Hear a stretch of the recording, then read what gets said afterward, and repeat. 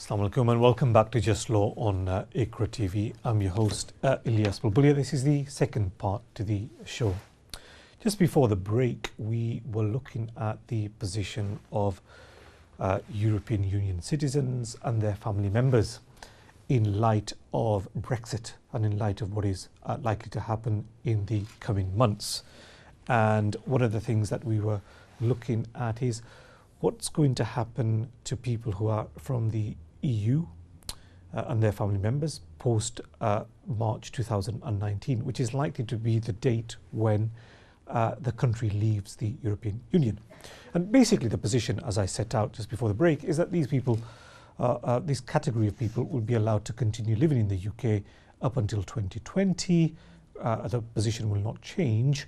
The only thing is that the government wants them to apply for a card which confirms their status, whether it's pre-settled status or whether it's settled status.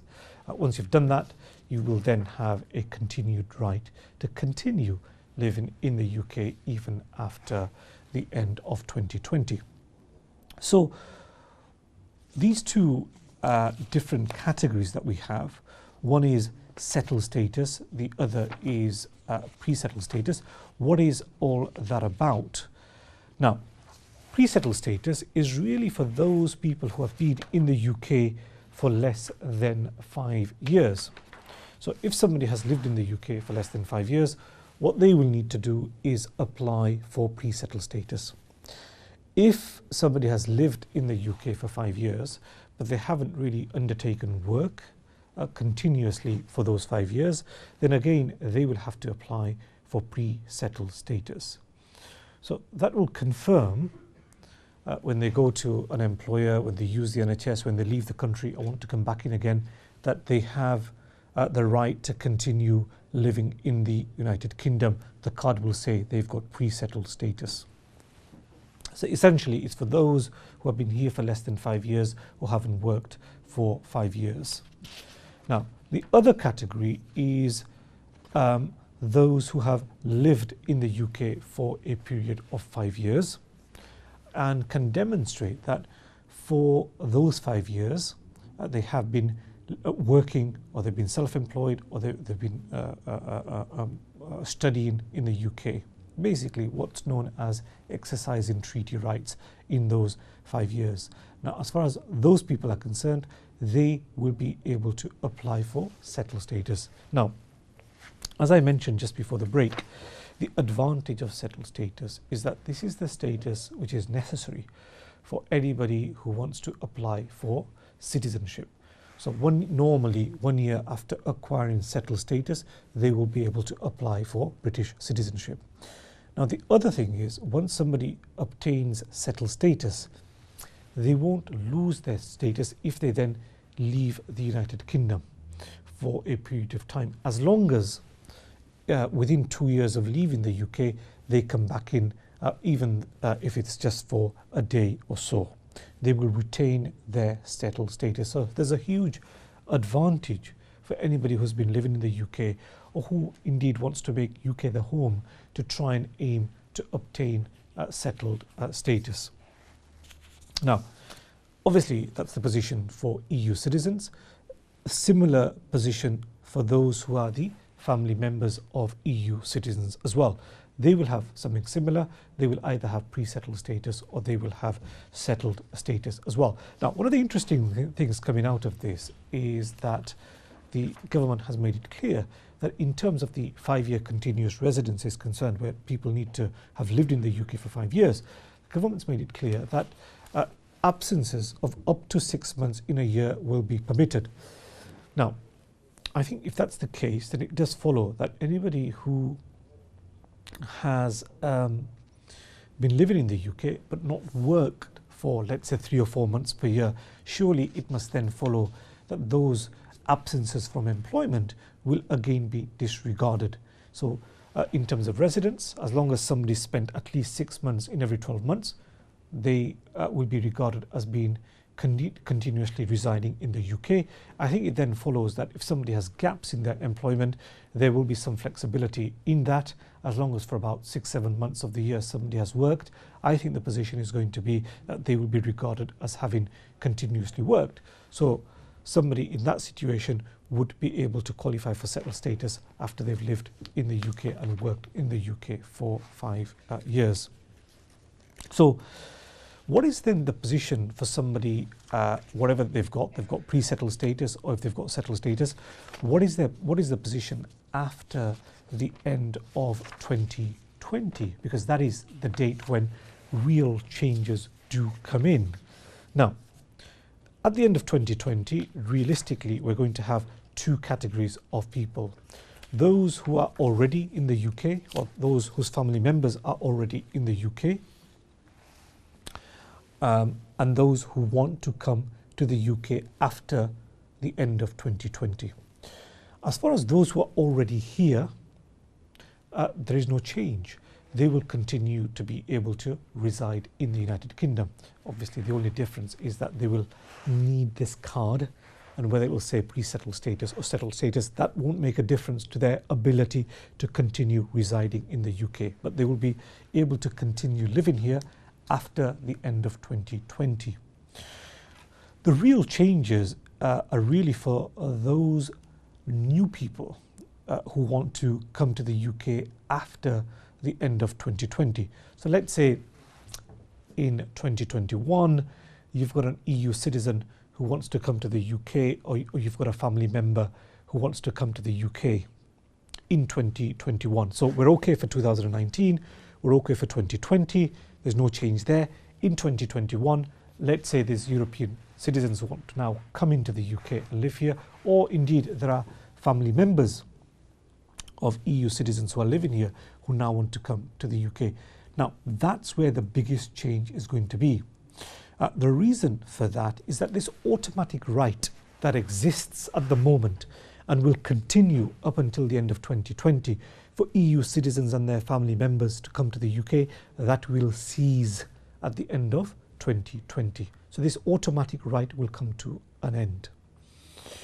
EU citizens who want to then come to the UK, most likely the position is going to be that they will no longer have the right to come and live in the UK and work in the UK. That automatic right will come to an end.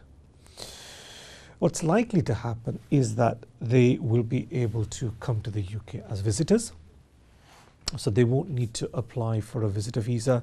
They'll basically use their passport and be able to travel into the UK with their passport. However, they will have no right to work in the United Kingdom as EU citizens. So similar to, let's say, citizens of America, Canada, New Zealand, etc., they are all able to rely on their passport to get entry into the UK, basically get a ticket, get onto the plane, come here to the airport, and they're allowed in. But obviously they are only coming as visitors. They don't have a right to work in the United Kingdom. They don't have a right to bring their family to settle in the United Kingdom. So this automatic right that EU citizens and their family members have will come to an end at the end of 2020, and it will be substantially different come 2021. So that's the general position, this free movement right, which seems to be really behind the Brexit movement, the reason why a lot of people voted to come out of Europe, which is that at the moment we've got free movement. People from across European Union, whether it's Romania, Bulgaria, Poland, are able to come here and live here. And really it's the UK public that's not happy with that. That seems to be behind the Brexit vote. What the government is doing and what seems to have been agreed is that that will come to an end at the end of 2020. So free movement as we know it won't exist after the end of 2020. What will continue is basically, first of all, the rights of those who are already here in the UK as EU citizens, as family members. their right to continue living in the UK will continue. That's not going to change in 2021. If you're here already, by the end of 2020, you will have the right to continue living in the UK. That's the first main category of people. So people aren't going to have to leave the UK come the end of 2020. The other category of people who will be allowed to come to the UK are the family members of EU citizens who are already in the UK by 2020. But there is a big additional requirement which needs to be fulfilled, which is that it's not sufficient that you have an EU citizen living in the UK and you've got a family member who's coming over to join them after the end of 2020. The relationship upon which a family member is coming to join a European citizen, that relationship must have commenced prior to the end of 2020. So I think the way it's going to work is that if somebody is sponsoring their, let's say, husband or wife to come to the UK, obviously if they were married before 2020, the family member is going to have the right to come to the UK and join the EU citizen, whether they've got settled status or non-settled status, whatever it is, because the relationship existed because they got married before 2020, that family member is going to be able to come here and join them. So husband, wives, children, and parents, grandparents, they're going to have the right to continue joining their EU citizen family member in the United Kingdom. That will continue. But I think the biggest difference is going to be this, that the first category where EU citizens will no longer have the right to come here and start working or staying here for a long period of time. Obviously, it's going to stop EU migration because of that main condition or main additional requirements that they must have been living in the UK prior to 2020. So that's going to stop additional EU citizens coming here, new EU citizens coming here. The other difference really is this, that if you have EU citizens who's living here and it's 2020, they're living here, let's say they want to get married to somebody and that marriage takes place in 2021, I think the reality is those people will not be able to sponsor their family members to come to the UK. The way they're going to have to do it is to obtain settled status first, so they become their status becomes that of having indefinite leave to remain, and then they would be able to sponsor their family members to come to the UK. But in terms of family members that they're going to be able to sponsor to come to the UK, it's really going to be limited to husbands, wives and children. The other categories of people who normally come to the UK at the moment, like the parents of EU citizens, the grandparents of EU citizens, that category will come to an end at that stage. So it does look like there will be a significant change in the coming years, unlikely to have an effect for the next 2 years, for 2019, 2020, there's no changes there. But come 2021, that's when the main changes will kick in. First of all, this sort of chain migration that we have, that's going to stop. No more EU citizens able to come to the UK and work here, although there are limited exceptions that we've looked at. And secondly, more importantly, the deadline will be looming for those EU citizens and their family members to get confirmation of their rights to live in the UK, whether it's pre-settled status or settled status. So they will need to actively do something to confirm what their right is to live in the United Kingdom. So there are some big changes on the horizon. Now, at the moment, under EU law, even those people who haven't lived in the UK for 5 years, because I did mention that you need to have lived in the UK for 5 years before you will get permanent residence. There are some exceptions which apply to that. Those exceptions which apply at the moment will continue to apply. So it may well be that some people will qualify for permanent residence much more quickly. So that's a brief overview of what's going on. What should EU citizens do? What should their family members do at this moment in time? We'll take our next call and then come back to this topic in a bit. Hello, assalamu alaikum. Hello अस्सलाम वालेकुम तुसा दसी किन्ने visa ने बारे च जी ठीक है जी, पूछ सकते हैं जी हाल निक्के से ने शादी की थी तो उसका पता करने सा क्या कोई सिस्टम है कितने महीने काम करने पे तनख्वाह कितनी होनी चाहिए जी। कहाँ शादी की उसने? पाकिस्तान से पाकिस्तान में शादी करी जी, ठीक है। उसकी जो मेन रिक्वायरमेंट है ना, जो अगर किसी को यहाँ बुलाना चाहते हैं तो मेन रिक्वायरमेंट है उसकी कि उसकी तनख्वाह 18,600 होनी चाहिए। ये अच्छा उसकी अच्छा मेन, और इसमें इतनी उसकी इनकम होनी चाहिए। सेकंड मेन रिक्वायरमेंट ये है कि 6 मंथ्स की वेज स्लिप्स उसको बताना पड़ता है, 6 मंथ्स की वेज स्लिप्स। और जो उसको पैसे मिलते हैं तो वो जी उसके उसके रियली बैंक में जाने चाहिए। उसके जो सैलरी मिलती है, जो भी वेजेस है, वो अगर एम्प्लॉयर बैंक में उसको डायरेक्टली दे तो उसका केस स्ट्रॉन्गर होगा। अच्छा तो 6 मंथ्स की वेज स्लिप होनी चाहिए और उसकी इनकम 18,600 की होनी चाहिए। सो 6 मंथ्स उसको वेट करना 6 पड़ेगा। महीने ना काम 18,600 जी। सो महीने का बनता है रफली अबाउट 1,550, रफली ऐसा कुछ बनता है, 1550 अ मंथ उसका। अच्छा अच्छा अगर वीकली उसको वेज स्लिप मिलती है तो about 355 pounds a week. So weekly monthly जो भी है वो हिसाब से उसके पैसे होने चाहिए।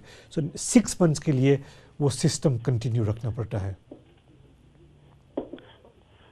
अच्छा जी चलो बहुत बहुत थैंक यू तुसानी जी बहुत बहुत शुक्रिया तुसाना जी, नो प्रॉब्लम लाइन है, चाहिए थी नो प्रॉब्लम है। जज़ाकल्लाह, आपने चलो फ़ोन किया है। सलाम वालेकुम अस्सलाम है, सलाम वालेकुम अस्सलाम।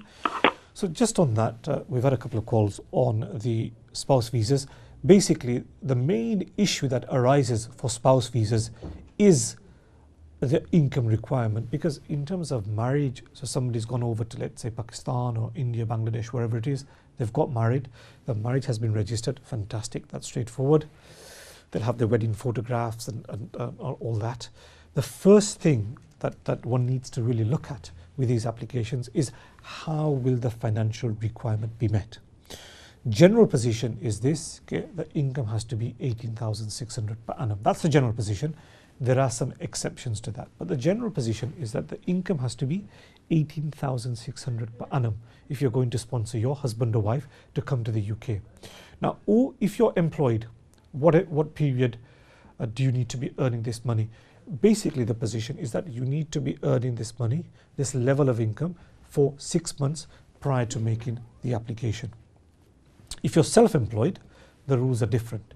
For somebody who's self-employed, Home Office will normally look at the amount of money you've earned in the financial year. Normally, it's April to April. Again, if you operate a company, there are some differences. But let's say somebody who owns a little shop somewhere, the Home Office will look at their income from April. If they've applied now, they will look at it from April 2017 to April 2018. How much have they earned in the last financial year?